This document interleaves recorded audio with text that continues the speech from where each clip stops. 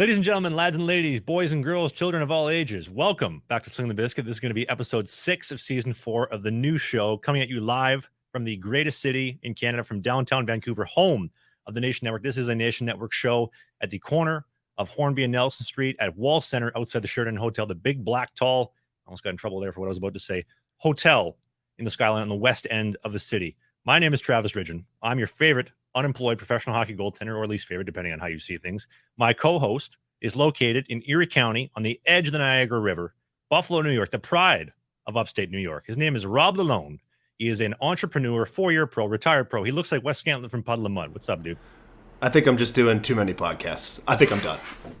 What, you have a top morning show in the city as well? No, I'm just playing, man. I'm just playing. We're back. It's great to be back with you. And got the nice warm audio. Sorry for last week's mishap, but we're happy to be back. Slangin The Bizkit, my boy Trav, in the house.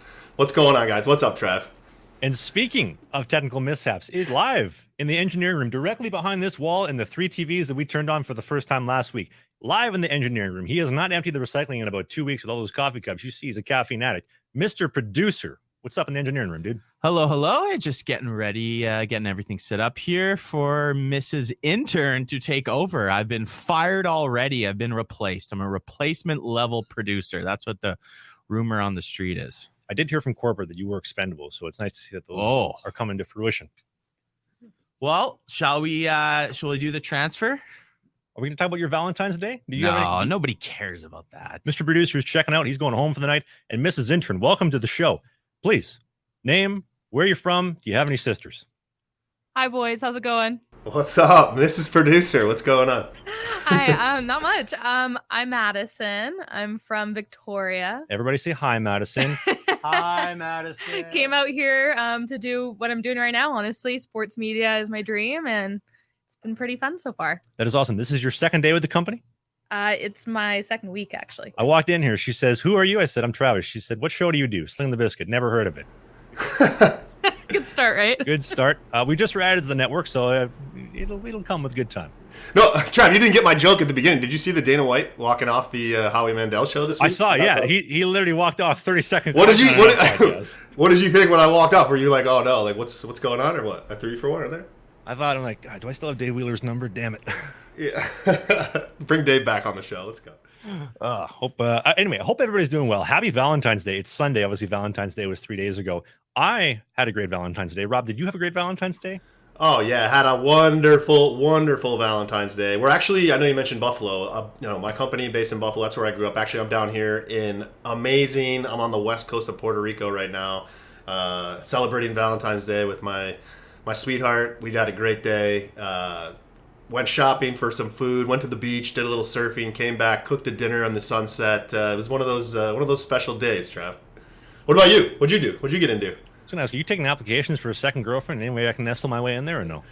I mean, I don't know. You've been trying to get in there for a while, dude. I don't know. It's a tough ticket. Want me to be the big spoon or the little spoon? You tell me. I don't know. With you, man, I'll let you decide, Trav. Mrs. Producer, or Mrs. Intern, excuse me. You're not the producer yet. Mrs. Intern, what did you do for Valentine's Day?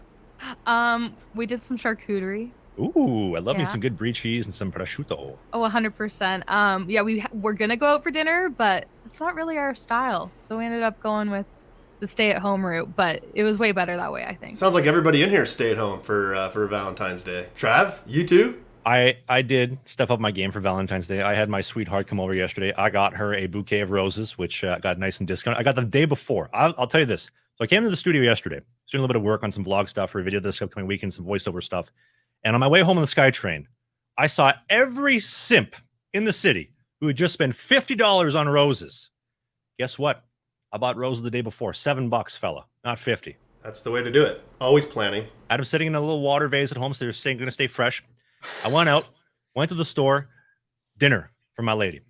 Roast chicken supreme, crispy skin chicken breast, pan roasted broccoli and carrots, seasoned with a nice little fresh, brown butter towards the end to finish, garlic, roasted mashed potatoes, a little bit of whole cheddar in there just to get those nice and cheesy potatoes. The sauce, the donair sauce. There was no donair sauce, but it was a red wine reduction with butter and cream, a beurre rouge for the sauce, and for dessert, New York cheesecake. Does it get any better than that, Robert? Oh, man. Just hearing you describe it reminds me of your train vlog.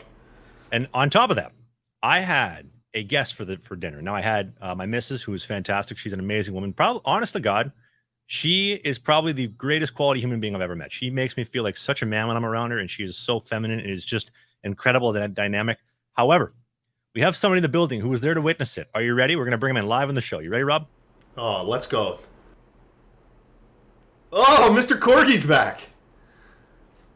He's back. Mr. Corgi. My missus is doing a dinner tonight and a business meeting as well, so she asked if I could babysit, so I'm babysitting, and I have to get him off the table before he jumps and hurts himself on his little 3-inch stumps. Yeah, you can't let the Corgis jump off the table.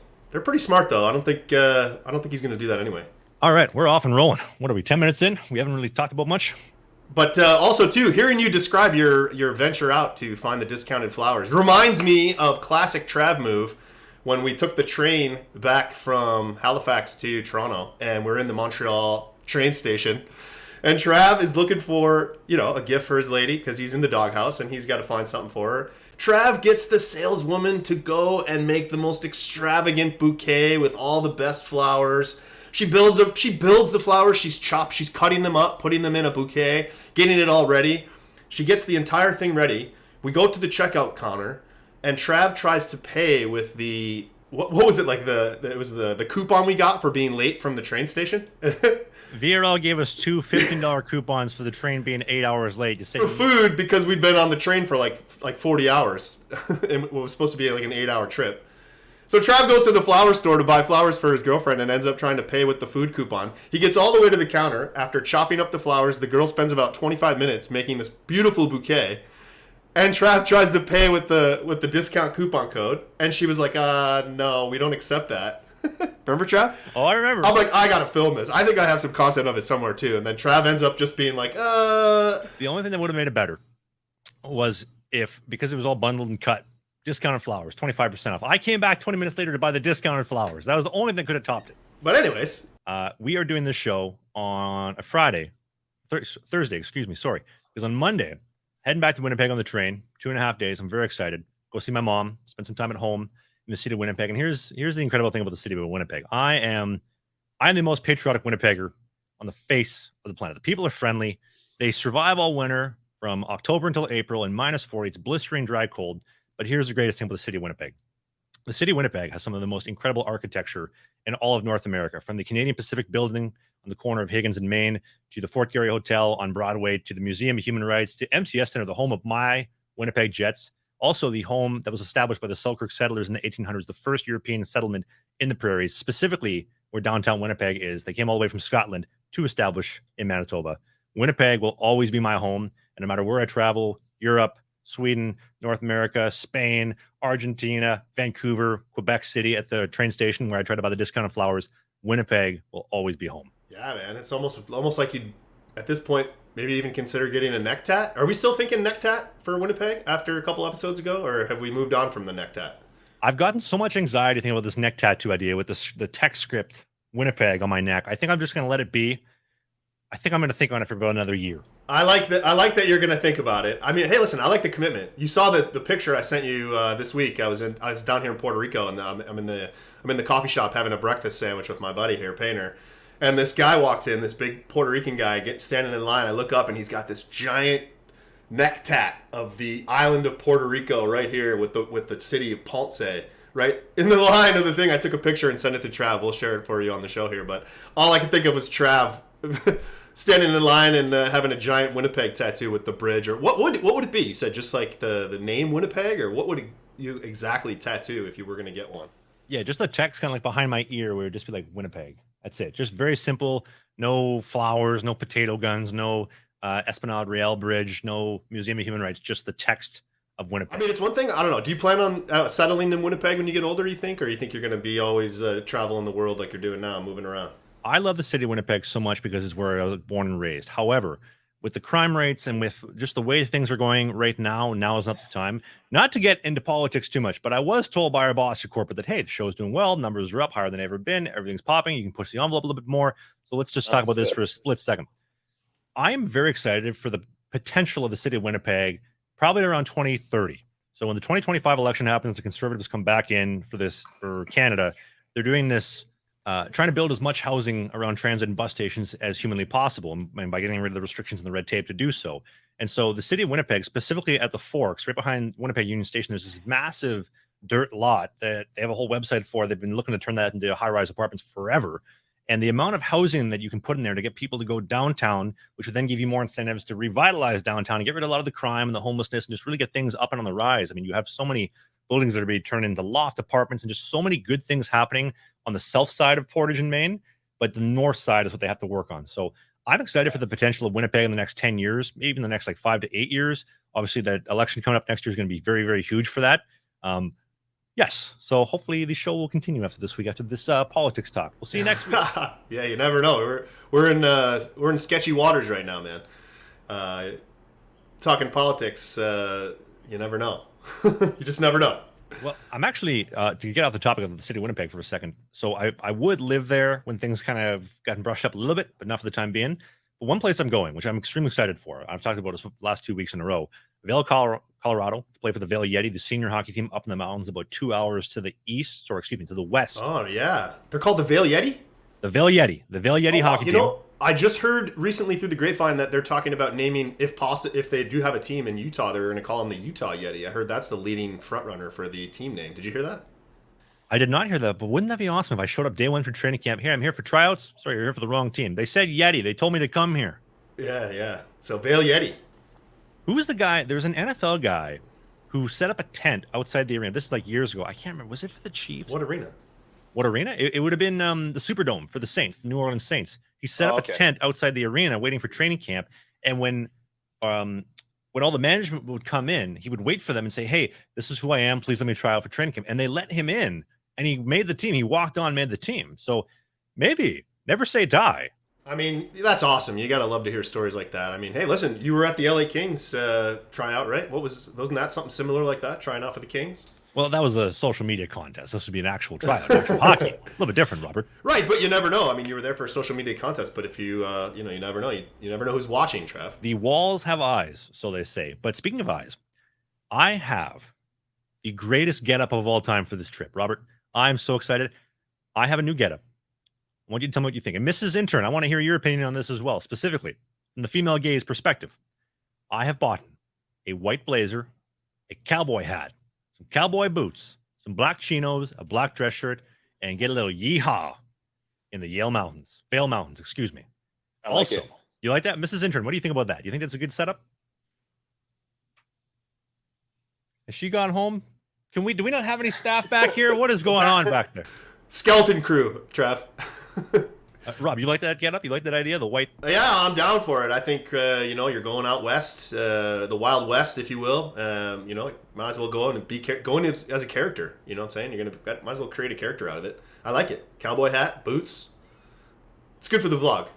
Sheriff's in town, and also additionally as well, I got some brand new gear. I got some all white custom Warrior G7 stuff, early access. It should be coming in any hour now. So I got some brand new gear, a brand new white blazer, a cowboy hat, yeehaw. Oh, nice. What are you doing for advertisements on the pads right now? Is that what you got? New pads? I gotta look at the contracts because I've always contracted out any advertisements on my pads. So if I'm paying for equipment, I don't advertise for the company to leave their logos on because I'm already paying for the gear. So to offset the cost, I've always gotten companies to just put advertisements on. And so now they're the NordVPN pads, they're the Manscaped pads, they're the Ridge Wallet ads, they're the pads, they're the Sheath pads. So whoever has the rights at that point in time would have my pads, which I actually do believe I have to renegotiate, come up very, very soon. Well, it's a good thing I reminded you here on the show. Also, I did have a question for you. I know you were telling me before we started recording the show, you were reading a book the other day. Yes, actually, yeah. Thanks for reminding me. Speaking of the cowboy hat, I just started reading. I know last week we talked about I finished the Sean Avery book, which I recommended and I really liked. And then I just finished this new book here, speaking of cowboys, Zamboni Rodeo, which was written around the year 2000-ish. I don't know the exact date, but basically chasing hockey dreams from Austin to Albuquerque. So basically minor league hockey and the WPHL, which is a now defunct league, on the grind in the minors, riding the buses, playing in the small cities of Texas. Trav, this book is really good, and it reminded me a lot of the grind that you and I have had playing pro hockey in the minors. The author captures it. He rides around with the team for a full season and basically writes about it. Writes about all the players, their struggles, like what it's like going from city to city, playing in these really kind of interesting towns. You know, not normally hockey markets in Texas in like the late 90s, early 2000s. Definitely a good read. Definitely think you should check it out. Do you remember, I must have been NHL 2K9 where they had a Zamboni mode where you could just hop on at center ice and ride the Zamboni Grand Theft Auto style and just giddy up, make a couple right-hand turns. Remember that back in the days? I mean, I think that was like everybody's dream, right? Like when you were a kid, I used to watch. I don't know about you, man, but when I was a kid, I used to love watching the Zamboni. When I used to I remember going to Sabre games with my dad in Buffalo, and I would always be fascinated with the Zamboni, especially from when you're up high at the arenas. I don't know, maybe that's just me, but the thought of like taking the Zamboni and driving it around like Grand Theft Auto style, like you're saying, is definitely sounds pretty fun. Oh, that'd be interesting. That'd be an interesting insurance claim. Yeah. What do you think about? Have you seen the new Zambonis? I don't know if you are you up to date on Zamboni technology? But you know how like the older Zambonis would have like that almost like a towel that got wet and it would like lay the water on the ice. Have you seen the new Zamboni technology where it's like these like spray jets that just like spray the water? It's a way. I don't know if you've noticed it or not, but the Zamboni technology has really improved a lot. Not to get too nerdy, because I do wear many hats in this show, from producing to working the engineer room when everybody leaves because we don't have enough staff anymore. However, I do know a little bit about Zambonis and the technology. It's all computerized. It's all electronic. So the computer underneath the Zamboni gauges, okay, how much ice do I need to shave off? So it shaves off that, throws in the auger. How much did I take off? How do I make it even? How much water do I have to spray on? It is incredible. When I used to ride the Zamboni, when I rode the Boni for $15 an hour in the city of Winnipeg about 7 years ago, we talked about this before, I believe, correct? Oh, actually, no, I did not know that you were a professional Zamboni rider. I drove the Zamboni for 6 months at $15 an hour for 12-hour days, only 2 of which I actually did work. The other 10 were walking around or going on dates, grocery shopping. I wore many hats during the job. That's unbelievable, man. I mean, out of all the hockey players, how many percentage of hockey players do you think have actually ever driven a Zamboni? You got to be in like the very, there's got to be only a small percentage. You got to be in that percentage, eh? I'm on the job. I'm pinched for time. I just got off flooding the ice. Took me about 8 minutes and change to finish. I got a date. I don't got time to dump the snow out, park the Boni, and leave. I just take the Boni, giddy on up over to my dates, and I come in. Get her on the side on the auger. What do you think of that?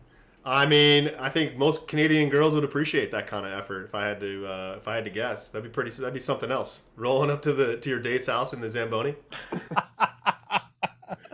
Is there anybody in the engineering room that has an opinion on this? I'm letting you guys cook. You're back. We asked you a Yes. question like 5 I was minutes on ago. the You were phone. gone. I had a quick call. What is it? Corporate? Are we off the air? No, we are still on the air. Good news. That is outstanding, Madison. Thank you so much. Yes, of course. That's good. That's fantastic. However, although the Boni would be awesome, I saw this Zamboni driving down Main Street in Lake Louise 3 years ago. Right down Main Street, just driving the Boni, about 10 kilometers an hour, about 10 under the speed limit, about 20 through the town. I couldn't believe it. It was the most Canadian thing ever. And this dude rips into the Tim Hortons, grabs a double-double, back to work. Same thing. He didn't have no date, but he went to go get a double-double. It was outstanding. I remember that video. That was something else. You don't see that every day. That's something you're only going to see in Canada. Lake Louise and Banff are probably 2 of the most magical places in Canada for beauty. The Rocky Mountains, the lakes, the turquoise water, just the essence, it is incredible, even though it gets really, really extremely freezing down there. But I'm working on a bit of a project with a couple different creators in the community. My boy Sweens, who I played college hockey in my years in Sweden with. Eric Nagy, he's a creator in the community. He's on the rise. He's doing a lot of great things. Oh, yeah. Shout out to Nags. Nags is a beauty. Yep. We got a couple other guys as well coming out, and we're just going to do a great skate. We got Juan Morales. He's a videographer for the NHL. He's coming out and going to do a short film on skating outdoors, the beauty, the sights, the sounds, the magic of outdoor pond hockey on Lake Louise, the township of Banff, and possibly Lake Minnewanka. It's going to be a little project we're working on towards the end of March. And I also got a deal because Banff is about 2.5 hours outside of Calgary. The Palliser Hotel, the beautiful Grand Railway Hotel of the Palliser, outside of the Calgary Tower, the former Husky Tower, tallest building in Calgary at one point in time. They're having a deal for their 110th anniversary. They're doing $110 hotel rooms on Sundays only, regular $300, $330 a night. So I booked a room. So me and Sweens are going to stay for $110 a night. Outstanding for the price of a Super 8 motel. Can't beat it, bro. Sounds great. How'd you set that up with all the boys? Did you just reach out to all the guys or what? I was talking to a couple of the guys just about how are we going to create something that's really awesome, right? Nags is hilarious. I guess we could have a little bit of a dynamic of a short goalie with a tall goalie partnership. Also, the great magic of the outdoors and some hockeyisms. We thought, let's just bring everybody together. Let's go for an awesome skate in the great outdoors. Experience Banff, experience Lake Louise, always outstanding spots. Let's just go have some fun, make some film out of it, share it, and see who wants to watch it. Also, Juan is one of the greatest videographers in the game right now in hockey. He's doing some incredible stuff. Juan, shout out to you, buddy. Hope you're well out there in the 6 in Toronto. But I'm excited for that. It's going to be the end of March. That's going to be a great project. I'm looking forward to that. I'm excited, especially the sights and the sounds of the edges cutting through Lake Minnewanka or Lake Louise, pucks snapping tape to tape, puck off the blocker, puck off the pad, puck off the post and in, hitting the mesh, going into the snow. I'm excited. How many people you got involved in the project? How many other players you got?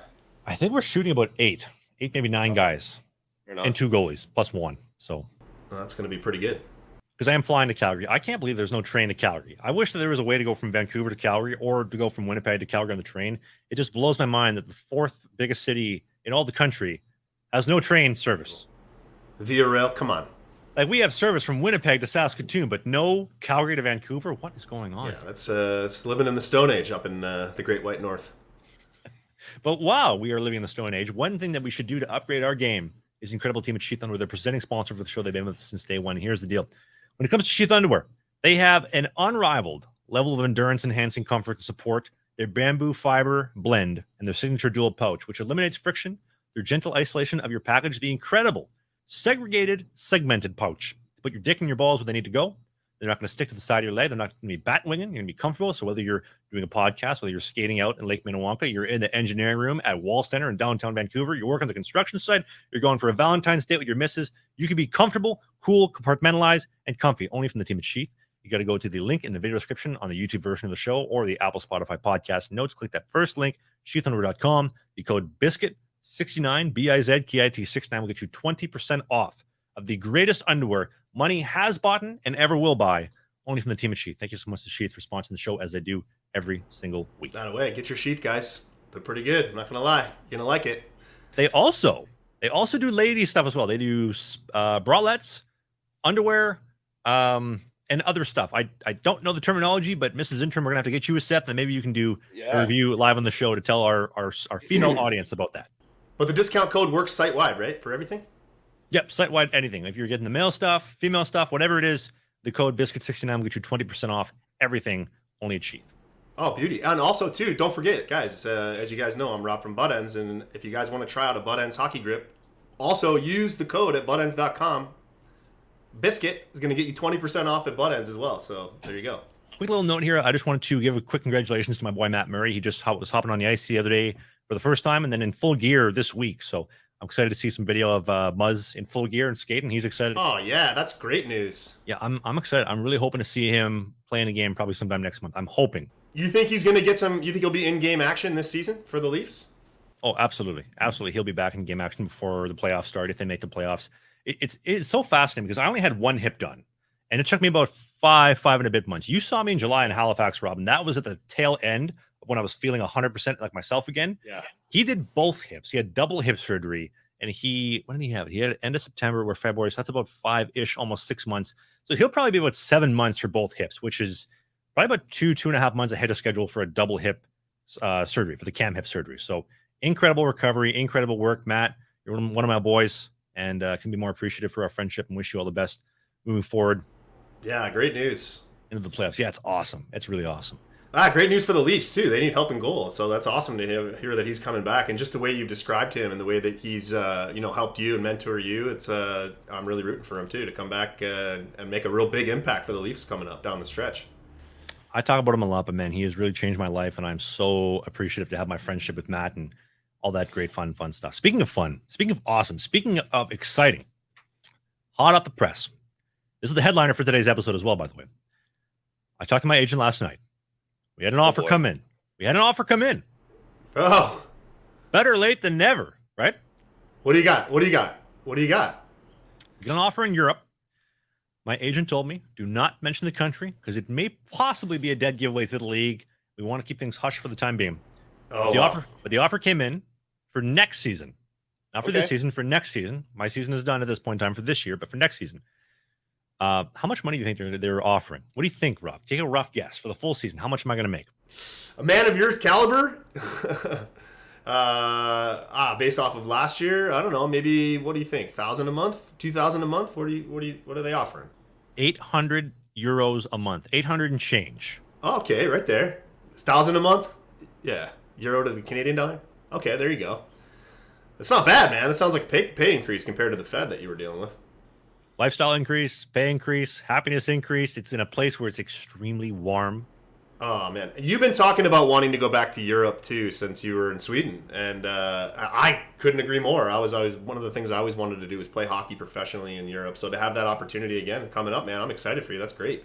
Selfishly, I'm excited because I'm going to come visit you wherever you go. So make sure you get that deal locked in.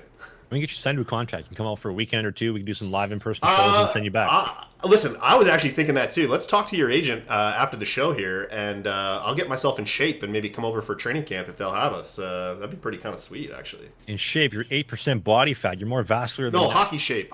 Oh, no, I'm in great shape, but I'm talking hockey shape. You can't, as any hockey player knows, you can't duplicate hockey shape. You can be in the best shape of your entire life, but if you're not skating day in and day out, and you step onto that ice, I think most hockey players know that you're not in shape until you've been skating every day for a few weeks at least. And I probably need it even more than a few weeks at this point. I haven't skated in a little while, so. But I think I could get right back into game shape here. Wouldn't that be outstanding? You and me on the same team. I set the puck up behind the net, put you on a platter, on a silver platter for that first good pass, first 3 strides out of the zone. We're humming down the other. Wouldn't that be something special? Could you imagine though? Like if that actually happened? I mean, it's got me actually kind of excited thinking about it. Maybe there's an opportunity there. We're doing the national anthem. You and I are both sitting on the blue line, rocking back and forth, stick taps on the shin pads, stick taps on the leg pads, getting all fired up. Lights are dimmed. Anthem singers finishing up, belting off those final notes. And there's Lalonde and Ridgeon, ready to roll. Yeah, who knows? Maybe we'll manifest it here on the podcast. That you just never know, man. Somebody clip this and mark these words. When we have our debut together over in this European country, which my agent told me not to name. Wow, what a story that would be. When do you think you'll be able to announce what country it is or what league it is? Like, how long do you have to wait? Like, when do you sign or what's the deal? So the offer came in, but we're waiting on a contract. Now, obviously, in pro sports, as Rob, you know, until there is paper on the table with terms and conditions, it's not happening. So I'm telling you live, this is what I was told. This is what the team offered my agent and informed me. And I said, if that is what is on the paper, we're going to sign. We will absolutely sign that deal. I like those terms, I like those conditions. But if the offer comes in on paper and it's not what I thought, we're going to keep shopping around. So if you are from that team, the offer you made sounds fantastic, and I look forward to signing. Just put it on a piece of paper and email it over. Well, that's good. Well, good news is you got a little bit of time. So what's your plan to prep to get ready? Like, if you think you're definitely done this year, you're not going to get any other offers coming in last minute? Well, I'm not going to go play in the Fed again. 100%? You're 100% no Fed? No more sleeping with 8 guys living in the garage? Oh, boy. How do I get myself not in trouble by saying this? Would I go play in the Fed again? Yes, on the right terms. Do I want to go to a team where I'm not going to get fulfilled what was promised over the summer and maybe it wasn't in writing and they're going to go back on their word? No. Do I want to live in a team where there's 9 guys, 8 guys living in a house sharing one bathroom? No. I want to go where I'm actually going to play, where I'm actually valued, where I'm actually respected. Simple as that. Am I upset towards the Fed? No, I don't think so, because I think I learned a lot about myself the past 2 years. I think I learned a lot about pro hockey and how ruthless it is, and the fact that literally nobody gives a shit about you outside of you. Your GM don't, your coach don't, your teammates don't. I told this story the other day on a podcast I did for somebody else, but when I had my hip surgery last year from Motor City, when I left the team, not a single person reached out. How was the surgery? How are you feeling? Did everything go to plan? How have things? What have you been up to? From when I left the team until about a week before the expansion draft, not one single person reached out and asked how things were going. Further proof, nobody gives a shit about you except for you. Yeah. And you're only cared about for as long as you're useful. The second you're useless, we don't care anymore. Simple as that. I mean, that's unfortunate. That's kind of the way it goes, and it's good that you realize that, and like you said, you'd still consider going back there, and you're looking out for yourself, what's best for you, and I think there could be, you never know, there could be a situation that fits better than the situations that you were in there before. But yeah, that's unfortunate, man. That's kind of what I went through a little bit too in my pro experience, where you're meat on the hook, we used to say when we were playing in pro hockey, where it's like as soon as you're not valuable anymore, they can't wait to get you off their books. They can't wait to get you off their payroll, and there's really no you're not going to hear from anybody when you get hurt and you're not valuable to the team anymore. But the sooner that you can realize that and you can treat yourself and plan accordingly and, play with a little bit of selfishness, then I think it's going to help you in the long run as a player and as a person. That's unfortunate, though. It has to be that way. It's the reality of it, but you learn it eventually. And again, I'm very thankful and I'm very appreciative to the FPHL, to my former general managers, to my former teammates for teaching me those lessons. I do believe that probably 50 or 85% of people have to learn things the hardest way. 15% learn the hard way. And I'm glad that I was able to learn the hard way. And I'm not going to continue trying to fit a round peg into a square hole. Just wasn't a fit. Didn't work out. I tried my best. I did the things that were going to enable me to be successful. I installed a mindset that was going to enable me to be successful. It just didn't work out. I'm not a Fed player. It's not going to work out, unfortunately. Way it goes. And you're creating whatever, moving on, and you're creating new opportunities for yourself. And those past experiences are going to help you in the future, whatever it is you do, and whatever league you're playing in. And going into it, how to prepare for, that kind of behavior from pro hockey, from that experience. And I'm also very thankful because the stories and the experience that I got were something that I was able to put on Patreon for the exclusive Untold episodes from Motor Stadium from Watertown. So all the stories are up on Patreon. We had a lot of signups recently to listen to those exclusive episodes. It's $5 a month. Link in the video description or the Spotify, Apple podcast notes if you want to hear those untold stories. Deleted episodes, get exclusive perks, free merchandising, free trading cards, and so much more. You can get a live shout out on the show, free shout outs, birthday wishes, and we'll answer your questions live on the air at the end of just about every single episode. So $5. Join the Patreon page today. A couple things that I want to talk about. And this is an awesome talk. Somebody asked the other day, what are you going to do when the podcast fails? Because to transition off the FPHL talk, things are kind of rocky in the Fed, to put it very nicely. But out of that was spawned this opportunity with the network, this Nation Network deal. The podcast is doing well. I just signed a 6-month lease in Vancouver because things are going so well, which I'm very, very thankful and appreciative for. Rob and I are humming. The clips are good. Rob and I's friendship has never been better because of this show. Things are going fantastic. But what are you going to do when the podcast fails? Now, I'm not manifesting the podcast failing. However, to be successful in any realm of human endeavor, whether we're talking hockey, podcasting, business, whatever it is, you have to have some level of comfortability with failure, right? So when I started the podcast at the beginning, everybody's watching the vlog. Will anybody want to watch the podcast? I don't know. Hopefully it works out. Pat Shea and I split. Will anybody want to watch the podcast without me and Pat? I don't know. Bring Dave Wheeler in. Great. It worked, but I was comfortable with the idea of failing. Dave's no longer a part of the show with this new Nation Network deal. What about Rob? Will the show be as successful with Rob and I? I don't know. I hope so. Every step along the way, being okay with the idea that this may fail. And if you're comfortable and okay with the idea of failing, I think it's going to enable you to have that success because high risk, high reward. Would you agree, Rob? Yeah, and you said what's failure? Just the fact that you're building something and working on it, and the comment was what are you going to do when it fails? Well, it's going to lead you to the next thing by executing and by building out and by sitting here and making recordings and putting stuff out. It's just going to make you better at what you do for the next thing that you're doing. And like you said, there is no failure. It's just keep one foot in front of the other. And I think you're doing the right thing. I think I definitely think that's the right attitude to have. Well, you've done it in your hockey career. You've done it with butt ends, being an entrepreneur, being a businessman. People say that to me all the time too. When I started the company for butt ends, everybody said the same thing. That's never going to work. That idea is too small. What are you going to do when you fail? And it's well, I didn't even think. I was well, I don't care. I need to at least try this, and then if I fail, I'll iterate from there. And it definitely leads to you learn. The more when you try something, it's going to lead to the next thing. Even just playing pro hockey, going to play in the Fed. What are you going to do when that fails? Well, it's going to lead you to the next thing. It's all about continuing to do the work, and it's going to lead you, and your life's going to open up in ways you can't imagine. Well, was it a failure though? Right? Was my FPHL experience a failure? I don't think so. I think it opened up. I would say absolutely no. Absolutely, yeah, for sure. And it gave you a huge opportunity to create content for your vlog and meet a bunch of people and tell a bunch of stories. And like you said, give you a brand new experience. Life experience itself is valuable and very important. And failure, quote unquote failure, is all just that's relative. What is failure? The fact that you're doing stuff is automatically a win. So you have to install the most competitive mindset that's going to enable you to succeed, right? The idea of failure, it could happen, it could not. But if I come into the rink every day, I am the man, I'm the best goaltender in the rink, I'm the best goaltender of the team, I'm the best goaltender in the league, it's going to install this level of confidence. And that confidence is going to have me having a little bit of freedom to go and make moves that are a little bit risky that maybe I wouldn't otherwise do, but that high risk, high reward. I walk to the studio. I'm the greatest podcaster in this entire building. This is the greatest show on the network. I had the greatest co-host in the entire hockey podcasting plethora. That is the mindset that is going to enable me to succeed. And if you're maybe feeling a little bit stale with your business life, maybe with your job, with school, whatever it is, If you install that mindset, you will be successful in one way or another. I hope that resonates with somebody listening to the show, because I have been so fortunate to live my dream of playing hockey, calling that my job, doing this podcast, doing the YouTube vlog on a full-time basis. Rob creating something where he's selling plastic hockey or hockey grips, rubberized hockey grips. Turn that into a full-time income. Like, we have been so blessed. But again, I hope that resonates with somebody, and it's amazing mindset to truly have.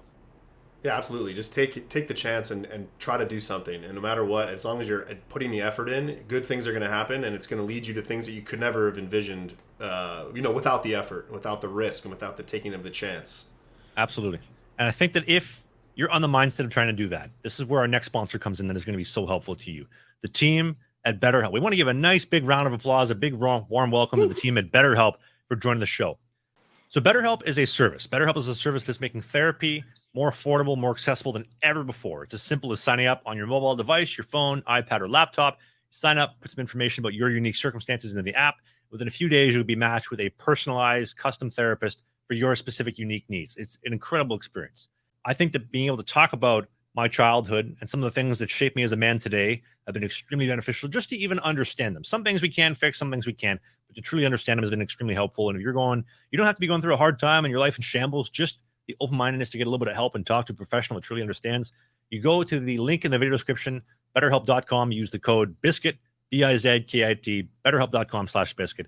You're going to get 10% off your first month from the Apple, Spotify podcast. Notes, same thing. Click that link, put in the code, 10% off your first month, and welcome to BetterHelp for sponsoring the show. They've really, really helped me up my game, up my mental game, and really helped me be on a self-improvement journey for the last 6, 7, 8 months. And I couldn't be more thankful for them for that and for joining the show. So welcome, and thank you very much, BetterHelp. That's sick, man. And I'll be honest, because I've been an outsider, since you started using BetterHelp and since you started going to therapy, and I've actually seen the change in you. Just from a friend, we've talked, we've obviously been talking since you started using BetterHelp and getting therapy, and I can hear the way that you talk about your life and about things, that it's actually helping you. And I, for one, am excited about this sponsor as well, because I'm excited about using the platform, and I've never actually personally used it, but I'm excited to try out the BetterHelp and come back and report to you guys like what I think that's how it's helped me, or how I feel about it as well. And I think therapy is something that can help everybody if in some way. I couldn't agree more. And like I mentioned earlier, your life doesn't have to be in shambles. You don't have to be going through a divorce or a breakup or losing your business or going through some really hard childhood stuff. You could just be an average dude looking to get a little bit of help to kind of unwind and understand your subconscious, because a lot of the stuff works in the background, and just to understand it be really beneficial. And I know that it's been so helpful to me. And again, thank you so much to BetterHelp. But a couple things to talk about before we finish the episode. Somebody had this question the other day. I thought it was an amazing question. They wanted to know, for you and I, what was the first thing you bought when you made real money playing professional hockey? I don't know if you could technically argue that I ever actually made real money playing pro hockey. But I don't know. What was the first thing? Did you actually make real money? You probably make more money off your YouTube show than playing professional hockey. I'm gonna give you some. I'm gonna get some judgment for this, but it's okay. Full authenticity here. You ready for this one, Rob? The first thing I bought with my pro hockey money, I remember I got the checks. I got 2 checks because the checks were behind. Because Motor City, they cut the checks on a Wednesday, and Thursday they came in. The GM said, "Hey guys, we gave you bad checks. If anybody cashed them, you're gonna get charged for the bouncing checks for the most Fed experience possible right off the bat. We're gonna do 2 checks next week." I got 2. So that was your real money? That was a big spender? I was going to frame the check. They gave me the check, and I thought, I'm going to frame this. So I didn't cash it. Everybody else, because they wanted to go cash the money, they cashed it, and then they ended up getting bounced, I think, $25 or $30 for the insufficient funds fee because the check bounced. But so I got $250 US. And although I didn't cash it, I knew I had the money whenever I did cash it. And you're going to judge me so much for this. The girl that I was seeing at the time, I was madly head over heels for. And all the apparel that I got from the team, I got these Motor City sweatpants, shirts, hats, to everything I got. I put it in this big box, and I shipped it from Detroit to Vancouver to her. And I spent that first check. I think it was about $100 to ship it from Detroit to Vancouver with all the merchandise. I got her some like her favorite sour candies and some chips and she loved like jalapeno spicy Cheetos. I put those in the box. I shipped them. I paid the import fees because she had no money to. So it was about $125 by the time we're all said and done. That was what I spent. There goes your first check. I hope you got fined in the locker room from the boys for that too, and had to pay a little extra. I actually never told that story this day. That's the first time I've told that story. That's the first time. Oh, well, that's sweet. Well, honestly, I honestly don't remember. I do remember my first pro hockey check. I was playing at Merrimack College. I just finished my senior season. This was 2006, and I finished. We had an awful year. We were out of the. We didn't make the playoffs, so we were done early. And I got fortunate enough to get signed by the Lowell Lock Monsters in the American Hockey League. And so I was still at school, still basically a college student, and I was playing for the Lock Monsters. And I remember getting my first check, my pro hockey check, and I did the same thing that you said. I was like, I'm going to frame this and that. It was only for like a couple $100, so it wasn't really like a ton of money, but I honestly remember what I bought. But I do remember getting that first check and thinking that this was a cool moment to get paid to play hockey. So. You know what I did with the first money? Some of the first money I made actually working a job when I was working at McDonald's and Sears. One of my first jobs. What? Mrs. Intern, you're going to love this one. I remember, what was minimum wage? Minimum wage, I must have been making like $10.95, $10.80 an hour working at McDonald's and Sears. I saved this money as around Christmas time because the girlfriend I had, this is also like a decade ago. I wanted to buy her a necklace for Christmas. That's all I could think about when I was at McDonald's and Sears was just get her that necklace. And I saved up the $200, $250, whatever it was, and I got the money and I bought her the necklace and I gave it to her for Christmas. So that was one of my first ever checks were for him and my first ever pro hockey money. That's what I used. Man, it sounds like all of your pro hockey money is going to these this girlfriend addiction that you have. Not anymore. Mrs. Intern, what do you think of that? It's pretty sweet. I like it. If you get a necklace for Christmas at 16, what would you say? I'd be, that's a high standard for a 16-year-old. I'm not gonna lie. What about if the guy that you were seeing went off to luxurious Detroit, Michigan, where they're firing gunshots over the border left and right, and he managed to make it out alive with his life and ship you a lifetime supply of Motor City Rockers merchandise and apparel? What would you think of that? And the spicy Cheetos. I got the jumbo family size thing of spicy Cheetos. Very impressive. I like it. What I'm hearing is, God, this dude was a simp. Yeah, but there's nothing wrong with that. I think that's becoming cool again. Oh, no. Trav. Let us know in the comment section. What do you think? Is that simp energy? Is that good? Is that good vibes? What do you think? I'm sure the comment section will go ballistic over that. A couple other things. Oh, speaking of first jobs, somebody wanted me to answer this one. What was my first ever job? Now, I'm not going to tell you my first ever job, but I will tell you the most outstanding job I had. Did I ever tell you I worked one day at a cold call center for auto sales? Ooh, what was that like? Banging the phones? How many calls did you make? Do you remember? Well, I had just quit the job working at the Zamboni place, the rink, because I thought I found a better job online and it ended up falling through. So now I had no job.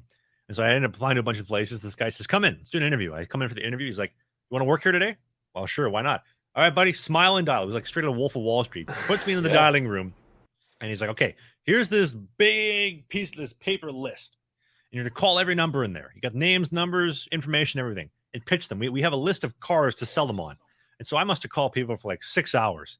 And he's like, hey, you got to have a larger than life introduction. I said, what do you mean? Keep in mind, I'm also like 18, 19 at the time. No, 19, 20. It's like, well, it's Big T, right? You're Big T from Big Mac Auto. What's Big Mac Auto? I don't know. Make it up. It doesn't have to be a real place. You're just trying to sell them a car. You could be the owner of the firm. I'm the co-owner. I'm the general manager. Yeah, see, exactly. So I call people every hour on the hour for about 6 hours. I'm Big T from Big Mac Auto here. I'm looking to talk to Jerry about his 09 Chevy. Click. Not a single person answered one of my calls or responded past the introduction. And I left after about 6 hours. I went into the break room. Some dude had a box of Pizza Pops. I heated a couple up, ate them, went home, never came back. I never got paid either. It was a straight commission job. So I didn't make a single penny outside of those Pizza Pops. Was that the only sales experience that you've had in your career as like the one day cold calling? Nope. I worked at Sears during the holidays. It was a seasonal job. Oh, wow. Okay, yeah. I worked at Sears once too when I was playing junior. That was a good time. I worked at Best Buy. That was my last real job I worked. That was about 6 years ago before I got fired. Interesting story. And then the auto sales. Those are the 3 sales jobs that I've had. Right on. Well, there you go. Dial for dollars. You learned that's how you got to learn. Smile and dial, Robert. Absolutely. Just bang the phones. It's a numbers game, Trev. You make 10 calls to get 3 appointments to get 1 sale. Here's a question for the comment section for the viewers of the show, especially in the YouTube video version, or as well as Robert and I. If we had to work a real job, what do you think it would be? I could see you doing I could see you being a car salesman on it, like a new car salesman, not a used car salesman.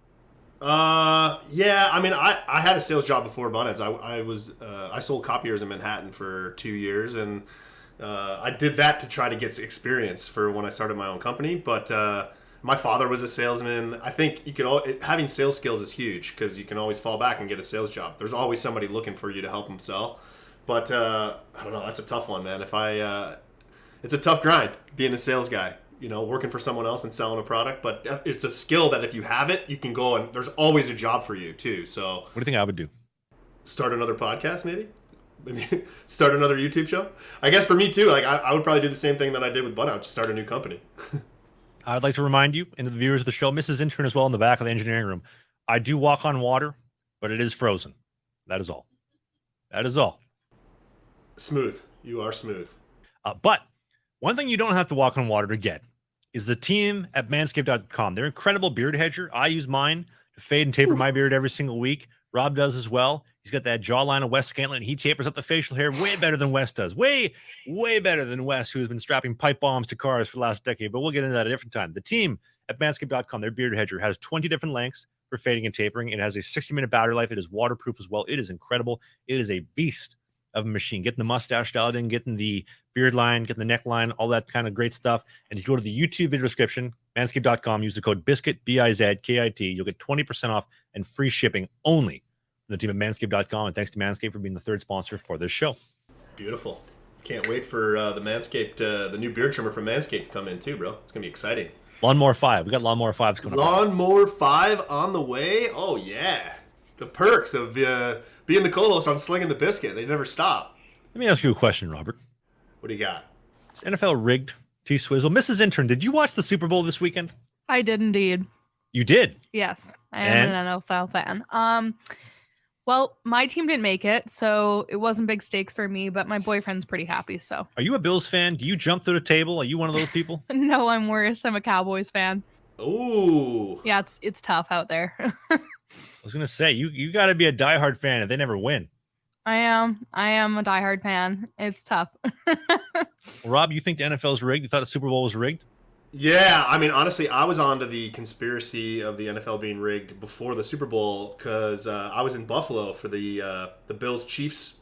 Was it the AFC conference game? Was that the AFC conference? I don't even know. But the playoff game that the Bills sort of somehow magically lost.